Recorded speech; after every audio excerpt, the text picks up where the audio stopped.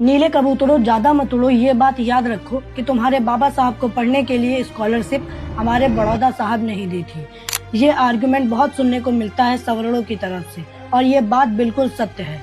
उस समय महाराजा सयाजी राव गायकवाड़ तृतीय, जो कि बड़ौदा रियासत के शासक थे, उन्होंने 3 साल के लिए प्रति माह 11.5 यूरो, जो कि उस समय के 25 रुपए होते हैं और आज के हजारों रुपए होते हैं, कोलंबिया यूनिवर्सिटी में उच्च शिक्षा के लिए बाबा साहब को स्कॉलरशिप दी थी। शायद इसके लिए बाबा साहब भी उनके शुक्रगुजार होंगे और आज हम भी इसके लिए उन्हें बहुत बहुत धन्यवाद कहते हैं। लेकिन ये कहानी यहीं पर खत्म नहीं होती। उन्होंने एक शर्त रखी थी कि शिक्षा पूरी हो जाने के बाद बाबा साहब को 10 साल बड़ौदा राज्य की सेवा करनी होगी। इससे पता चलता है कि ये एक प्रोफेशनल कॉन्ट्रैक्ट था, न कि निशर्त दान। बड़ौदा साहब एक बहुत ही बड़े दूरदर्शी थे। उन्होंने समाज के लिए बहुत बड़े बड़े काम किए हैं। शायद उन्हें इस बात की जानकारी होगी कि जब बाबा साहब पढ़ लिख जाएंगे तो लोग उन्हें नीचा दिखाने के लिए कहेंगे कि तुम्हें तो बड़ौदा साहब ने पढ़ाया है। इसीलिए उन्होंने बाबा साहब से कहा कि तुम 10 साल मेरी रियासत में काम कर देना ताकि कोई एहसान न रहे। लेकिन बाबा साहब छुआछूत और भेदभाव के चलते 10 साल सेवा न दे पाए, सिर्फ 11 दिनों में ही इस्तीफा दे दिया। इसीलिए शर्त के अनुसार स्कॉलरशिप का सारा पैसा बाबा साहब को वापस करना था।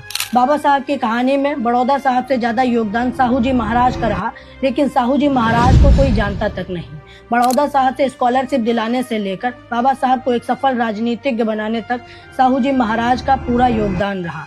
उनके परोपकार की कोई अवहेलना नहीं कर सकता। मूक नायक समाचार पत्र शुरू कराने से लेकर जब बाबा साहब पर गांधी जी जैसे दिग्गज लोग भरोसा नहीं कर पा रहे थे, तब साहू जी महाराज ने भरे सम्मेलन में बाबा साहब को दलितों के मुक्तिदाता के रूप में लोगों से इंट्रोड्यूस कराया।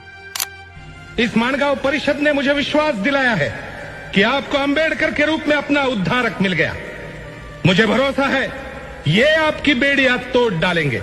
इतना ही नहीं, वो समय आएगा, मेरा मन मुझे कहता है, जब अंबेडकर इस देश के अग्रणी और महान नेताओं में गिने जाएंगे। समाज में लोगों को एक दूसरे को नीचा दिखाने में बड़ा मजा आता है और ये काम उन्हीं के होते हैं जिन्होंने कभी किसी बच्चे को पढ़ाने में मदद नहीं करी होगी, और अगर मदद भी करते हैं तो सोशल मीडिया पर 50 फोटोज डालते हैं।